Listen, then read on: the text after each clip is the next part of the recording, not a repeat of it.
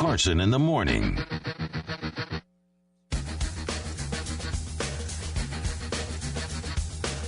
Here's the 0-1. This is going to be a tough play. Bryant, the Cubs win the World Series. Bryant makes the play. It's over. And the Cubs have finally won it all. 8-7-10. I love it. I love it. I am happy for Chicago. I am happy for the Cubs. I'm happy for myself because Tom Becca has to buy me a steak now. Awesome, awesome, awesome. Nothing like seeing history. 69 degrees later on, 70 tomorrow. 69 on Saturday. 65 for the Chiefs game on Sunday. Glorious, glorious, glorious. 59 degrees downtown. It is 60 degrees in Parkville. It is 59 degrees in Peculiar. At the bottom of the hour, two special guests live in studio.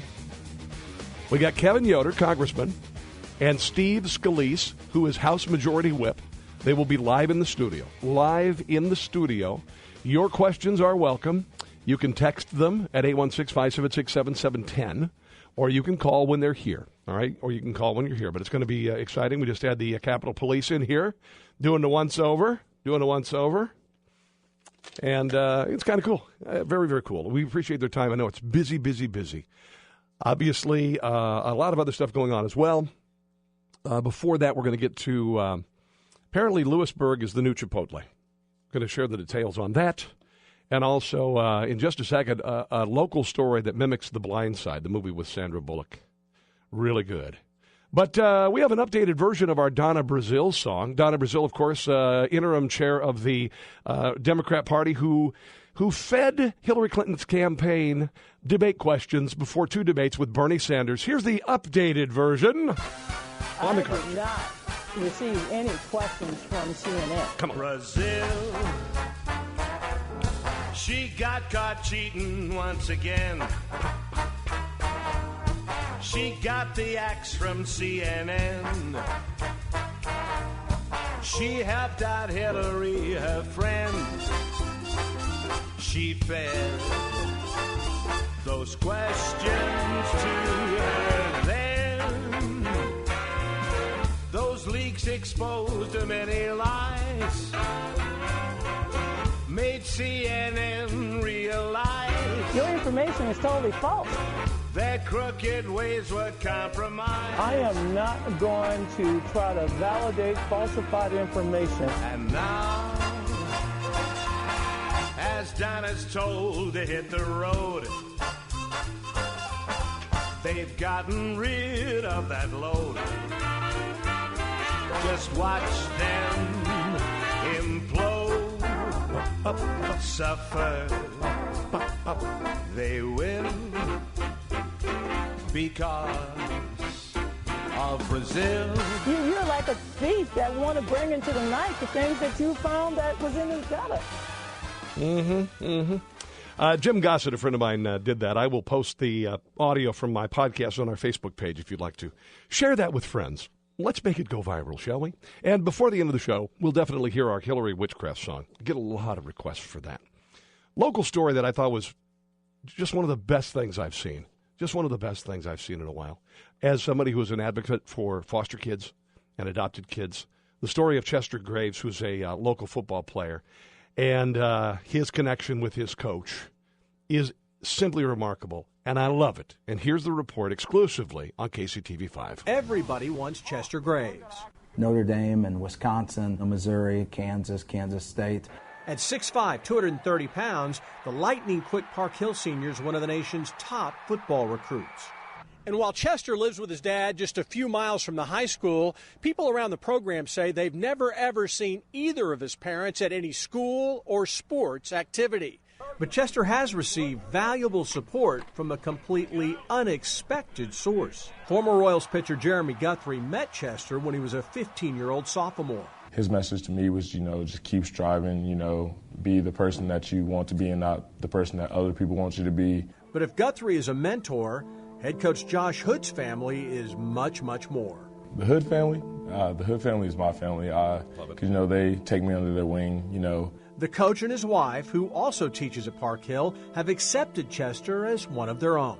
He's kind of a family guy who has been brought into my family and my wife and my kids, and I serve as his brother and sister. It was the Hoods who escorted Chester on senior night, and teammate Khalid Smith sees a special connection between the player and his coach. A lot of people don't know this, but Coach Hood didn't have an easy childhood either, so him and Chester relate in that sense. Oh, I know, because you're the coach, and that's why I'm the player. That's right. That's why they pay me the big bucks to coach you. And we feel like this is a good home for him. This is a place where we will teach you character, we will teach you values, we will teach you morals here at Park Hill High School. Teammates, coaches, teachers, and concerned friends. Together, they've helped shape Chester Graves into the successful student and athlete he's become. They make up his family. Bravo.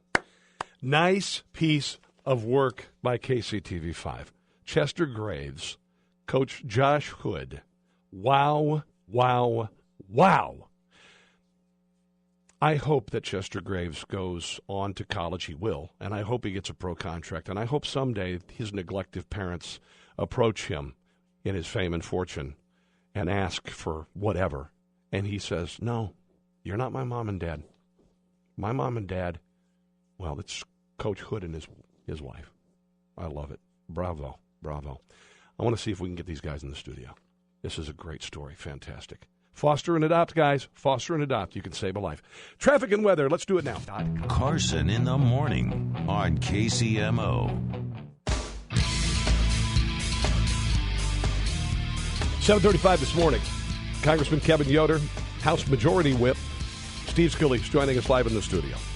We're talking about the election, what's happening with the email scandal in the Clinton family. Also, check out our Facebook page. I put a bunch of stuff up there today, including this terrific story about Park Hill High School football coach Josh Hood and Chester Graves. It's up there. What an inspiration. I love it. I love it. I love that Josh Hood is stepping in where this guy's parents stepped out, and it's really uplifting and awesome. By the way, this Sunday, there is a 5K for Foster Adopt Connect. I am a big supporter. I'm adopted. Yes, my parents won Life's Lottery, and it is going on at Waterfall Park Independence, 9 o'clock in the morning on Sunday. Come out and join us. You can walk or you can run it, and it goes to help out this great organization. Go to fosteradopt.org, fosteradopt.org. Before we get to the congressman and the House Majority Whip, apparently some people who went to Lewisburg, which, by the way, is lovely this time of year. It really is. I like Lewisburg. Lewisburg's fantastic. I have a good friend who lives in Lewisburg. And the Somerset Ridge Winery is west of there, and it's quite lovely. You should make it out this weekend. Honestly, they actually make really good wine. And when I came here, I was like, Kansas wine, sure, whatever, Kansas wine, right? Okay. Oh my God, this is fantastic. All right, so there was an E. coli outbreak at the Cider Fest, and apparently this is a Shiga toxin-producing E. coli. That occasionally, I guess, lives in apple cider. Here's the story from Fox 4. The Kansas Department of Health and Environment is investigating an outbreak of E. coli at the Lewisburg Cider Fest. The festival took place September 24th and 25th, as well as October 1st and 2nd. According to the cider mill, the health department tested the equipment and cider last week. The mill says all of those tests came back negative. According to the cider mill, the health department is now contacting the food vendors at the event. Okay, so may not necessarily be the cider itself, although I've heard cider can be tricky. And I think they generally pasteurize it before they send it to grocery stores. If you're having it fresh, it ain't pasteurized. But yeah, I feel bad for the cider mill. I don't think it's probably them, but anyway, if you went out there, you might want to. If you have diarrhea. Or illness outside the intestinal tract, you might want to consider contacting the epidemiology hotline, 877-427-7317. All right. Oh, did you hear? Anthony Weiner is checked into a sex addiction treatment center after his sexting relationship with a 15-year-old girl triggered FBI investigation of him, wife Huma Abedin and Hillary Clinton. So that's going on. I had heard that as part of a possible plea deal, Anthony Weiner turned over the laptop. I'm not sure if this is credible. I've heard it from a couple different people. But you're sexting a 15-year-old. This on the heels of being caught, by the way, in case you haven't heard this, in, I believe, 2011. 2011, he was messaging an underage girl.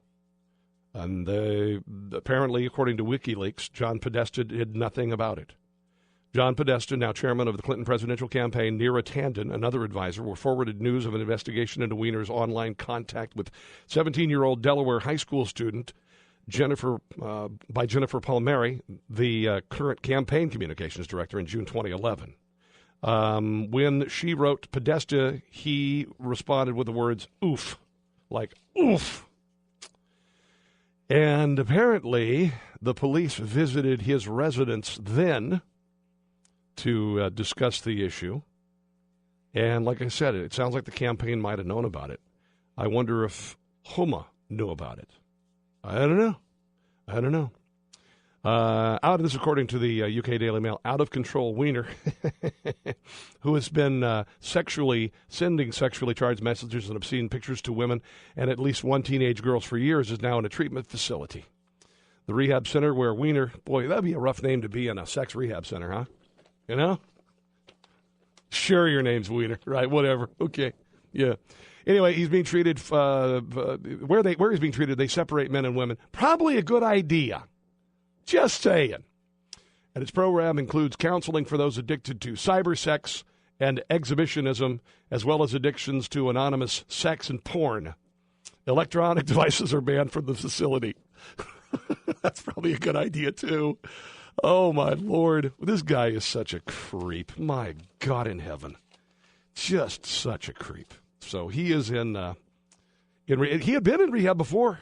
He went in before.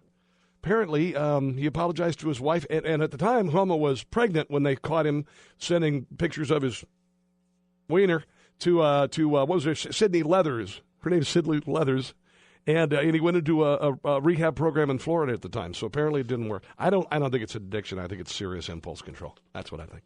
All right, let's do traffic and weather. Come back in turn. KCMO traffic. A couple of issues. 49 northbound before North Cass Parkway, left lane closed for the accident there, and 49 northbound past 58 Highway, the right lane closed there. I'm Wendy. Right now, traffic.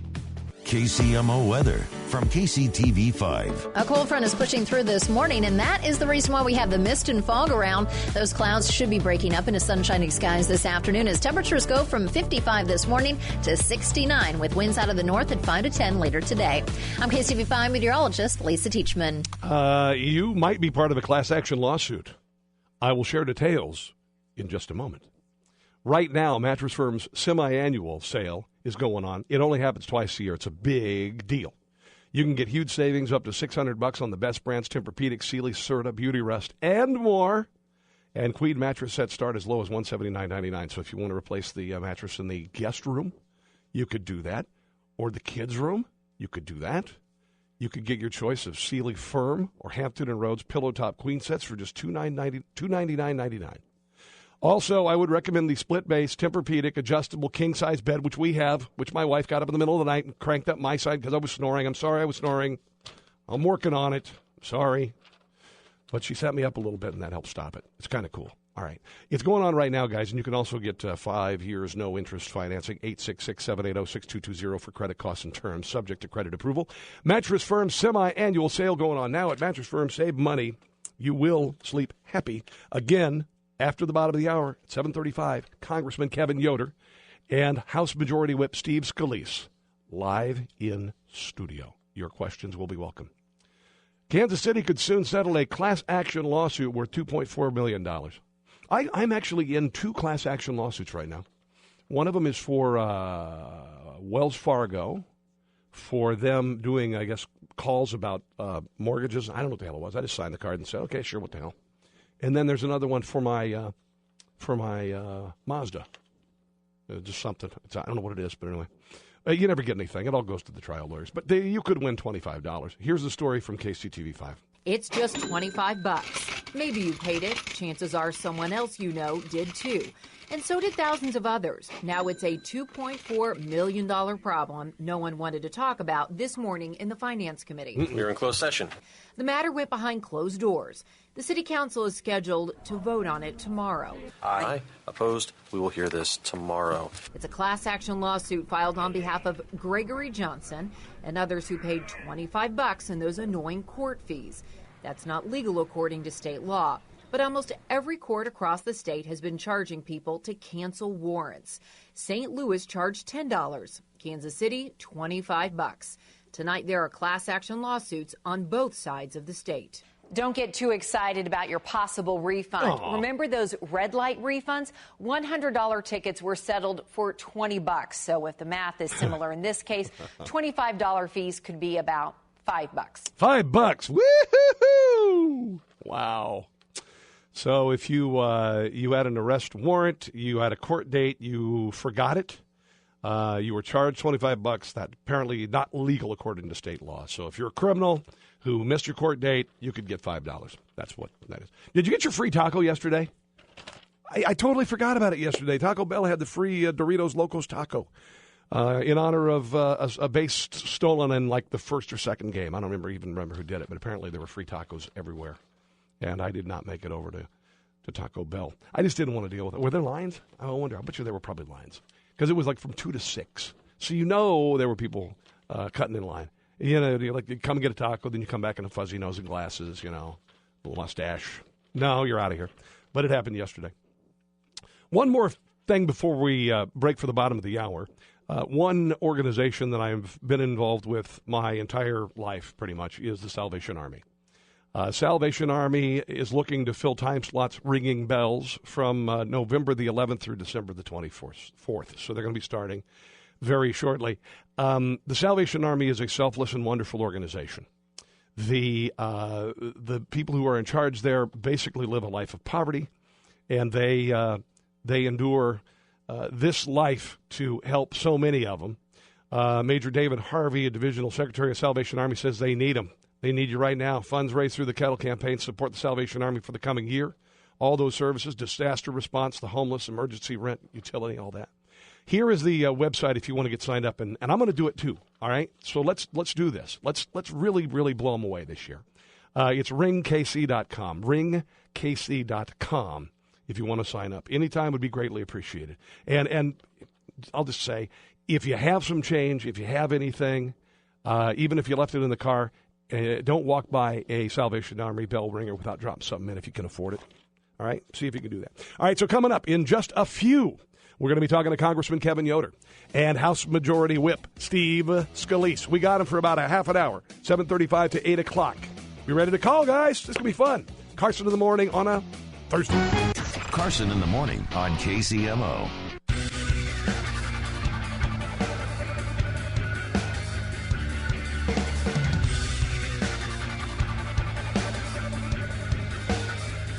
Got to let this kick in.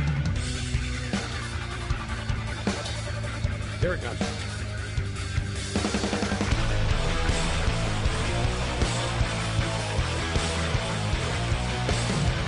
$7:35 on the nose on a Thursday morning, Carson in the Morning radio program. As we promised, Congressman Kevin Yoder in the studio. Welcome, sir. Hey, thanks for having me on the show. Glad to have you on. And good to be here in person. You've got to be blasted busy these days. Well, there's a lot to do, a lot of people to talk to, and this district that I represent is small geographically, but it's obviously just as big population-wise as every other district. We've got 700,000 plus people, so we're out shaking hands, talking to voters, and doing what we always do. What I've done every year that I've served is just work the district really hard and make sure that people know that I'm out there working for them. We are the first stop on your what tour, sir? The Yoder Voter Tour starts this morning, so we'll be barnstorming the district until the last votes are counted on Tuesday, so we're getting around to this is a suburban, urban, and rural district, and we'll be highlighting the very best of the district and our many diverse attributes and what we stand for and our values over the next 5 days. So coming to a stop near you. By the way, Mike Ferguson joining me in the studio this morning. I always like to bring Mike in because you guys like to double team. We like to double team, absolutely. Yeah, hits you from both sides. Your opponent, Mr. Seide, has been doing everything he can to tie you into the governor. Mm-hmm. Is that resonating? And to me, it doesn't make any sense. But go ahead. Well, I don't think it's resonating with people. I think it's a cheap political trick, and people know the difference between the government that represents them in Washington and the one in Topeka. I've never served with Governor Brownback in any capacity. He was in D.C. when I was here in Kansas, and then now I'm in D.C. and he's now and vice versa. So I've never served with him in any capacity, and so it's just the whole campaign they're running has just been a total fabrication and a complete lie. And it's unfortunate because there are really important issues that need to be discussed. I've been campaigning, actively, these last few weeks, and you've seen the TV ads out there. Yeah. There has yet to be a TV ad or a attack hit that discusses any vote that I've made while serving in Congress. It's all been about what the governor's done in Topeka, and that's what he's done. And let's discuss our record in Washington. We had the governor on a couple weeks ago, and I don't know the governor. I like his tax policy. It has the KC Red Star hacked off. It has every union, every teachers union angry and saying he's the worst thing since Satan. But it appears that his tax policy is beginning to work. The revenue from last year has increased this year. It hasn't met the projections that they wanted. And I took the governor to task. I said, I wish you were more vocal about it, because by not being vocal about it and letting the untruths, like, for instance, increases in spending for Kansas public schools has increased to 10% since he took office. It hasn't been cut. But he hasn't been vocal. Do you suppose him being more vocal about the positive, about business growth in Kansas? And listen, I live in Overland Park. It's just amazing. And they just got the American Royal, for instance. Do you suppose him being more vocal would be a benefit to other down-ticket candidates? I don't know. To be honest with you, we're so focused on what's happening in Washington and how we can turn this country around. We've watched the national debt grow, a post-recession malaise on this country where the economy hasn't grown. There are 94 million people that have dropped out of the workforce, and people are fed up with their country's government that's not working for them. So, my focus has been, how do we get Washington to work for the people it represents and not the other way around? How do we rein international debt? How do we grow and create jobs? How do we invest in the things that are important for our future? How do we create a strong national defense and defeat ISIS? I mean, there are key, really important national things going on here.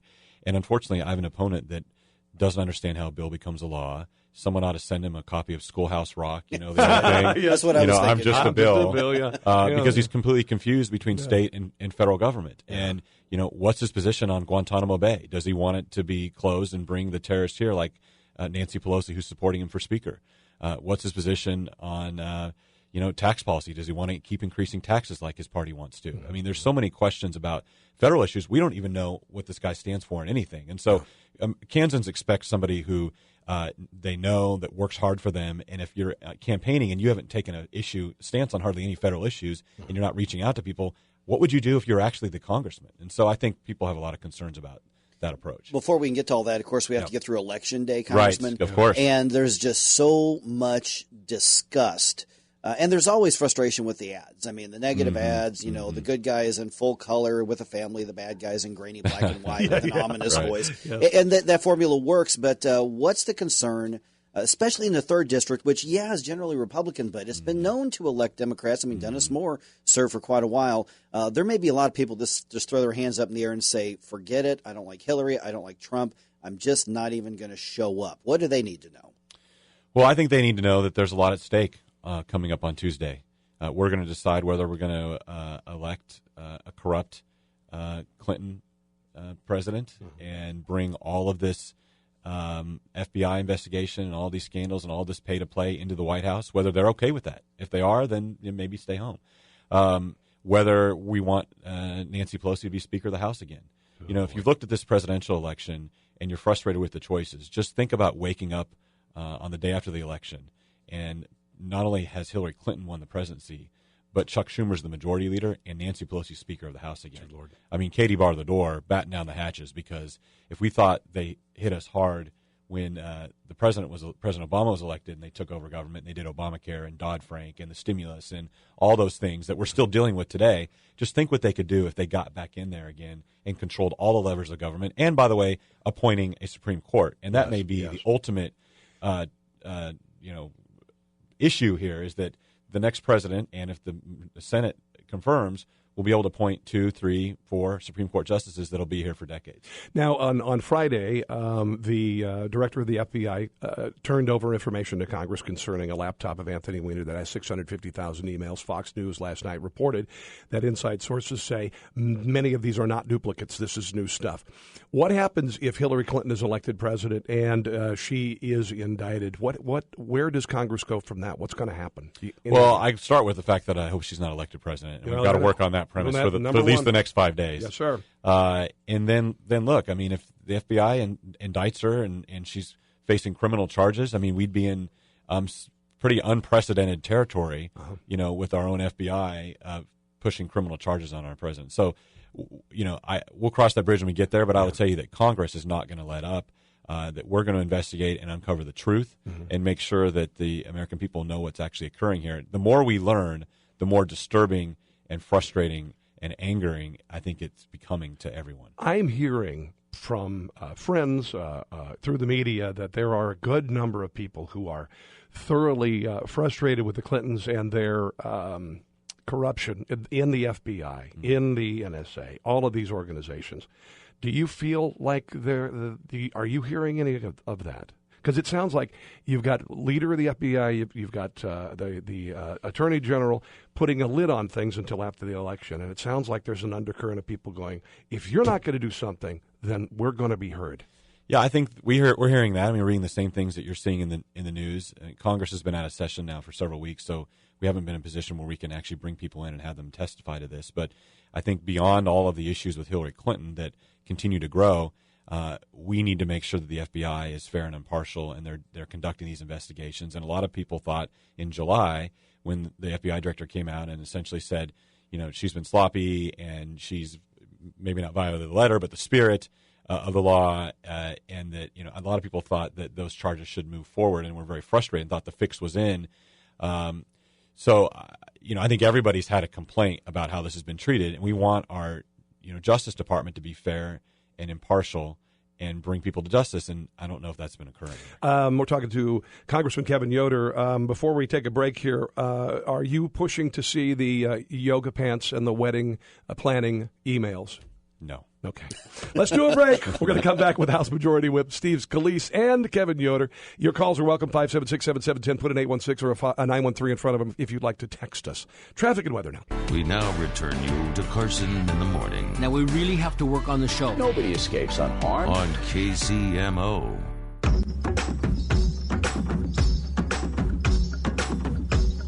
All right. I'll tell you what, this is big time today. We got Congressman Kevin Yoder in the studio. We got House Majority Whip Steve Scalise in the studio. Good morning, sir. How are you?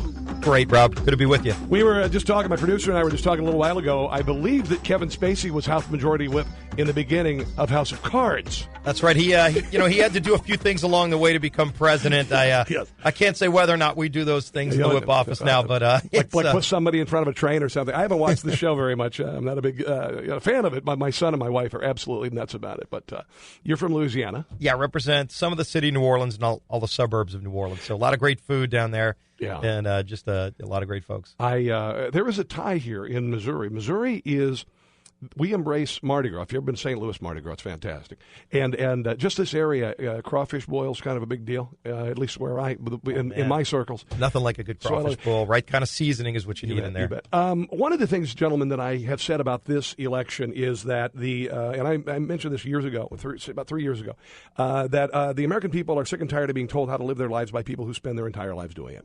It is all, I think, about anti-establishment politics, and tired of people going to Washington, D.C., becoming part of the steakhouse set, landing big book deals, landing whatever thing out when they're out of office. I think there's a lot of that.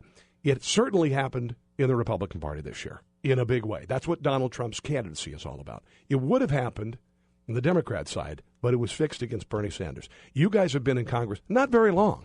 How long have you been in, Congressman Scalise? 8 years ago, I got elected. All right, and Kevin, how are you? This just finished my third term. So third term. Mm-hmm. So a lot of people, like I said, maybe would just look at everybody in D.C. as part of the establishment. You, I believe you are part of a new, younger movement in the House.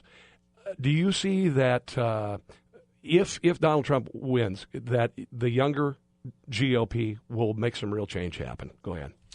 Well, I think so. We have a lot of young, non-political types that have come to D.C. to try to make a difference. Small business owners, people that were farmers and car salesmen, whatever. The people who've created jobs and know the importance of how the economy grows and believe that the government ought to serve the people and not the other way around. And so we've got young leaders, energetic leaders that want to change things and want to make a difference. And Steve's here this morning, from Louisiana. He's the third in line in terms of the leadership in the House. He's been in there just 8 years. The old thing was you've been there 20 or 30 years before you get to a position like that.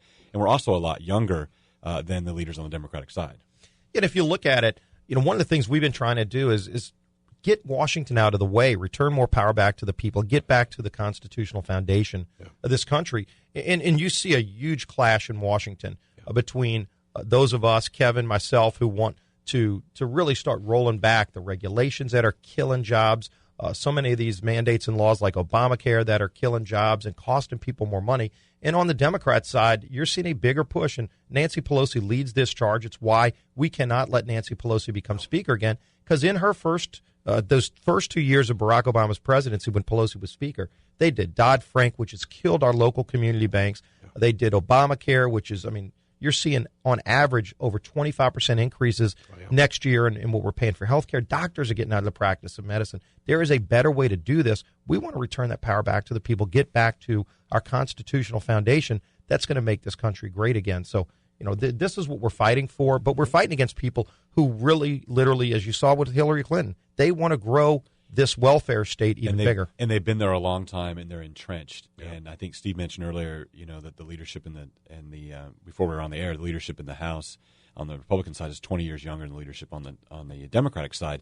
They've been there a long time. They believe in the power of government to grow and solve problems through government solutions, and we believe in the power of the people, and that as government grows, our individual liberty and freedom shrink. And Rob, think about this. Yeah. Kevin Yoder just passed a bill a few months ago called the Email Privacy Act. It's a bill he's been pushing for years now, finally got it to the House floor, passed overwhelmingly. Under current law, and especially under IRS rules today, they view your personal email as their ability to go read it. They think it's public domain, where if you've got an email that's out there on a third-party server, the federal government right now is reading your emails. People didn't even know about that it was going on. Kevin started leading the charge, filed a bill to stop the federal government from doing it without a warrant, and it actually passed the House of Representatives. That took leadership. That's taken power away from Washington bureaucrats abusing our rights and our privacy. Talking to Congressman Kevin Yoder and House Majority Whip Steve Scalise. Mike Ferguson, did you have a question for the gentleman? And we're live streaming on my Facebook page, but go ahead. Yeah, and by the way, you can send us questions on here. Marcus will get to your question in just a minute. But, Congressman, if Hillary Clinton gets elected, obviously you've got your challenges on when it comes to the issues. If Donald Trump's elected, you've got a political newcomer who's never been in this kind of position before. How do you as leaders in Congress work with him and help teach him the ropes when he's got all these major, huge national and international decisions to make? Well, first of all, we put an agenda together. It's called A Better Way. You can go to better.gop. It shows how you can get the economy back on track, how you can get government out of the way, how you can rein in these crazy regulations that are killing jobs. And when we sat down with Donald Trump, our leadership team, a few months ago after he became the nominee, we laid this out to him. We said, look, we put a bill on Barack Obama's desk to gut Obamacare, defund Planned Parenthood. Barack Obama vetoed it. Would you sign that bill? He said, absolutely. We said, we have a bill called the REINS Act, which says no unelected bureaucrat should literally be able to write law like they do today, where an unelected bureaucrat can come up with a regulation that'll crush jobs, send jobs to foreign countries, and yet, unless we get a bill signed by the president to overturn it, it goes through. Our bill, the REINS Act, says if an unelected bureaucrat comes up with a bad regulation, it has to come back to Congress first and be passed or killed.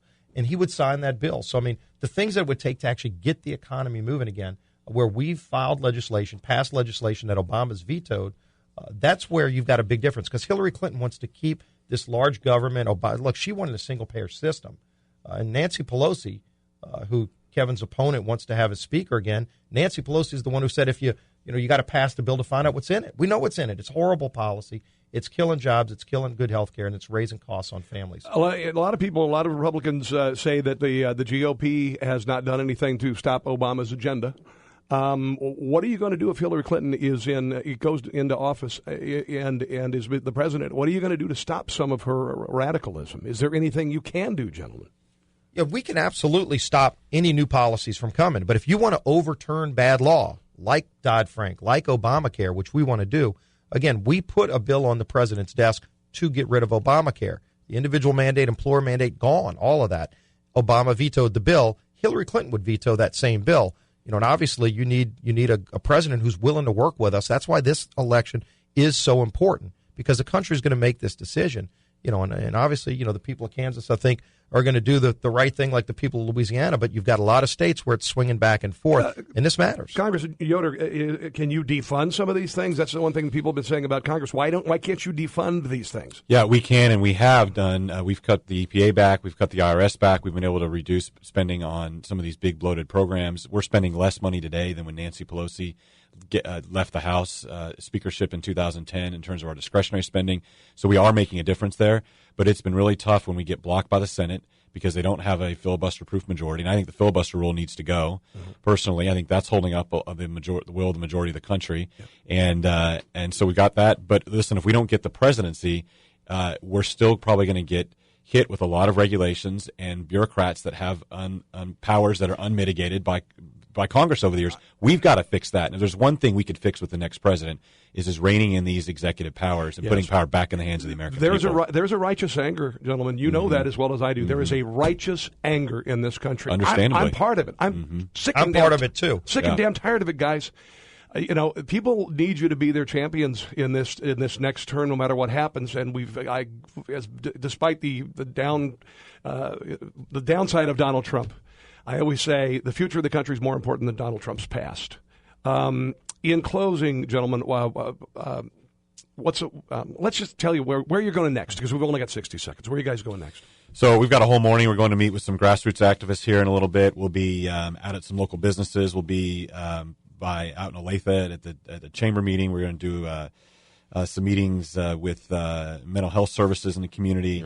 Yeah. We're all around. We've got lots of small business visits, and we're going to be at KU later today talking about medical research. I mean, the thing is, this district is growing. There's so many awesome things happening here, and we're going to highlight that. Today's the kickoff. For the next 5 days, we're going to be on the Yoder Voter Tour, talking to people all across the district. All right. I hope you realize, you guys, I feel like, because you're younger, I feel like if we get Donald Trump in the office, some great things are going to happen.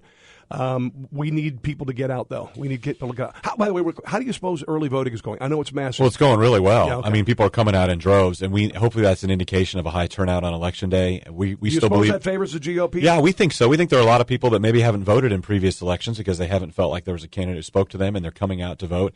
But we need everyone listening. You've got to vote. And if we don't get a high turnout on this election and we hand the reins of government over to Clinton and Pelosi, we will be regretting it for the next 4, 8, maybe decades with the Supreme Court. Yeah. This is critical. We've got to get people to turn out to vote. Very good. Thanks for your time today, gentlemen. Fight the good fight. Fight the good fight, man. We need you to do it. Congressman Kevin Yoder, House Majority Whip Steve Scalise, thanks for making the time. By the way, Steve, happy birthday. Belated birthday. Happy birthday to you. October the 6th here, October 23rd. Just a week away. Same year. Living large since 1965. Thank you very much. Thank you, gentlemen. We appreciate it. Carson in the morning, back after the top of the hour.